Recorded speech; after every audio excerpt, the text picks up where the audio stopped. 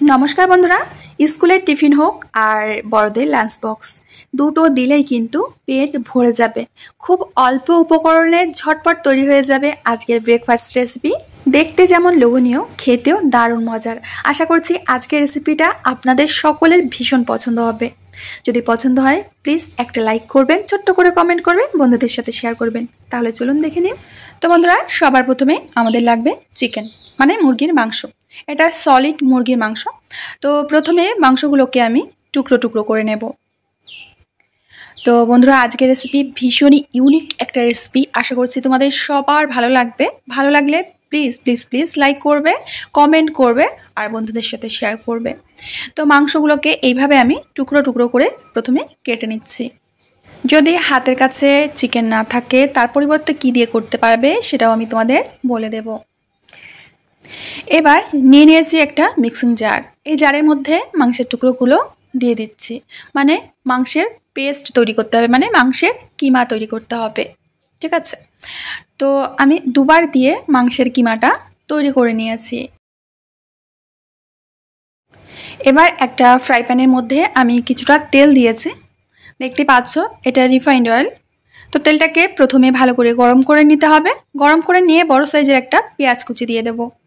পেঁয়াজটাকে হালকা করে ভেজে নিতে হবে, খুব বেশি ভাজার দরকার নেই, হালকা করে ভেজে নিয়ে এখন এর মধ্যে দিয়ে দেব আমি, দেখো এটা রসুন কুচি, সাথে দিয়ে দেব আদা কুচি। এই দুটোকে আমি গ্রেট করে নিয়েছি। আদা, রসুন আর পেঁয়াজটাকে একসাথে খুব ভালো করে একটু নেড়ে চেড়ে ভেজে নিতে হবে। এখন বাকি মশলাগুলো দিয়ে দেব।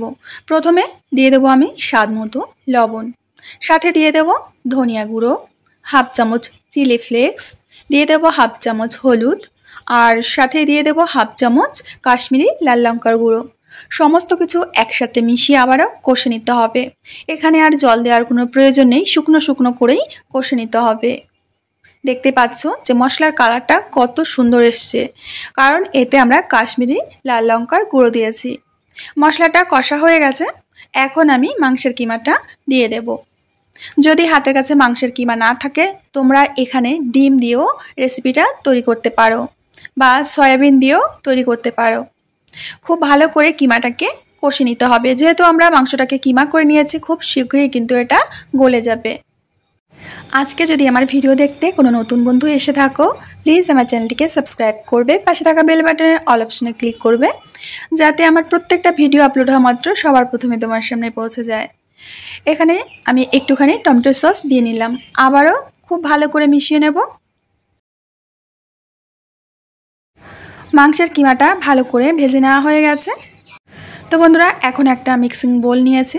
মিক্সিং বোলের মধ্যে এখন ডিম ভেঙে নেব। এখানে আমি দুটো ডিম নিয়ে নিচ্ছি। তো এখন এর মধ্যে দিয়ে দেব স্বাদ বুঝে লবণ। ডিম দুটোকে খুব ভালো করে ফেটিয়ে নিতে হবে। বন্ধুরা, ভীষণই ইউনিক একটা রেসিপি, প্লিজ তোমরা ভিডিওটা শেষ পর্যন্ত দেখেই যাবে। তো খুব ভালো করে আমি ডিমটাকে মিশিয়ে নেবার পর এখন দিয়ে দেব জল। এই বাটিরই আমি 2 বাটি জল দিয়ে দিচ্ছি। এবার ডিমের সাথে জলটাকে খুব ভালো করে এইভাবে মিশিয়ে নিতে হবে। ঝটপট মুখরোচক ব্রেকফাস্ট যদি খেতে চাও তো আজকে রেসিপিটা অবশ্যই ট্রাই করবে। এখানে আমি দিয়ে দিচ্ছি ময়দা। প্রথমে আমি 1.5 কাপ ময়দা দিয়ে দিচ্ছি। ময়দার পরিবর্তে তোমরা এটা আটা দিয়েও তৈরি করতে পারবে। খুব ভালো করে জলের সাথে এইভাবে মিশিয়ে নিতে হবে। এখানে আরও হাফ কাপ ময়দা দিতে হবে, কিন্তু একসাথে দেব না, একটু পরে গুলে নেবার পর দিতে হবে।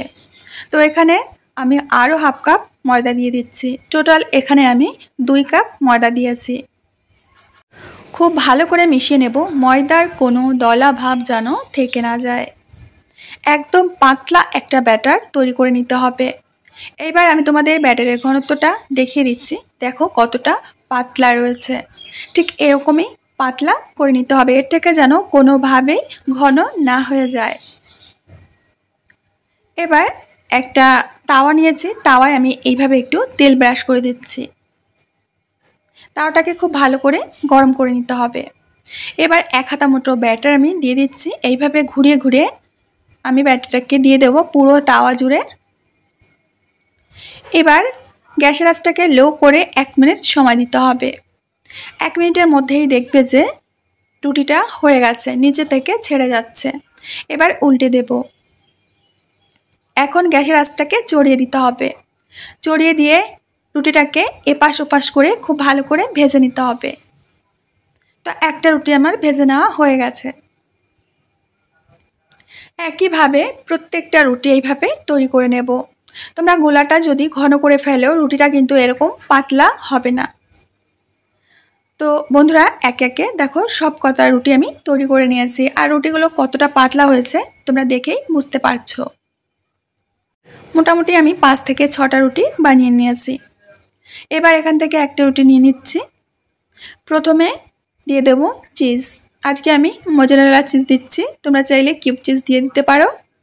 তো এখন এরপরে চামচ দিয়ে আমি পুর দিয়ে দিচ্ছি। যে কিমাটা আমরা ভেজে রেখেছিলাম সেই কিমাটা দিয়ে দিচ্ছি।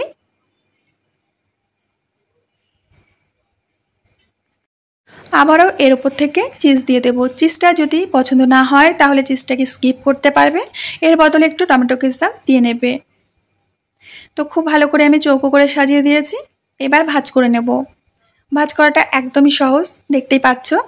প্রথমে দুপাশ থেকে এইভাবে সিল করে দিয়ে তারপরে দু মাথাটা এইভাবে লাগিয়ে দিতে হবে। তো একটা ব্রেকফাস্ট আমার তৈরি করে নেওয়া হয়ে গেছে, দেখতে পাচ্ছ। দেখতে কত সুন্দর হয়েছে, এই দেখো। এখন সেই তাওয়ার মধ্যে আমি দিয়ে দেব 2 চামচ মতো তেল। তেলটাকে খুব ভালো করে গরম করে নিতে হবে। এবার এই তেলের উপরে একটা একটা করে টিফিন আমরা দিয়ে দেব, মানে এপাশ ওপাশ করে সেঁকে নিতে হবে। তোমরা চাইলে ডিপ ফ্রাই করতে পারো, কিন্তু ডিপ ফ্রাই করার কোনো প্রয়োজন নেই, এইভাবে তেলের মধ্যে সেঁকে নিলেই হবে। ঘুরিয়ে ফিরিয়ে এপাশ ওপাশ করে ভেজে নেব। এরপরে উল্টে দেব। বন্ধুরা, আবার বলছি, ভীষণই মজার একটা রেসিপি, একবার হলেও বাড়িতে ট্রাই করে দেখো, ভীষণ ভালো লাগবে। তোমরা চাইলে এপাশ ওপাশ করে ক্রিস্পি করে ভেজে নিতে পারো, কিন্তু আজকে আমি ক্রিস্পি করে ভাজবো না, এটা নরম নরম করেই ভেজে তুলবো। তো ভেজে নেওয়া হয়ে গেছে, দেখতে পাচ্ছ। তোমরা চাইলে এর থেকে একটু বেশি করে ভাজতে পারো, আমি একটু কম ভেজে নিচ্ছি। তো এটা তোমরা বাচ্চাদের টিফিনে বা অফিসের লাঞ্চ বক্সে দিতে পারো, ব্রেকফাস্টে রাখতে পারো, রাতের ডিনারেও রাখতে পারো। সব ক্ষেত্রে এটা দারুণভাবে জমে যাবে। আর এটা দেখতে কতটা লোভনীয় হয়েছে নিশ্চয়ই তোমরা দেখতে পাচ্ছ। আর খেতেও ভীষণ মজার, যেহেতু একদম কিমা দিয়ে আমি পুরটা তৈরি করেছি আর ভেতরে চিজ দেওয়া আছে। আমি তোমাদের একটা ছিঁড়ে দেখাচ্ছি এটা কতটা সফট হয়েছে, দেখতে পাচ্ছ। তো বন্ধুরা, আমি আজ এখানেই বিদায় নেব। আবার দেখা হবে নতুন রেসিপির সাথে। ততক্ষণের জন্য সবাই ভালো থেকো, সুস্থ থেকো আর সকলকে সুস্থ রেখো।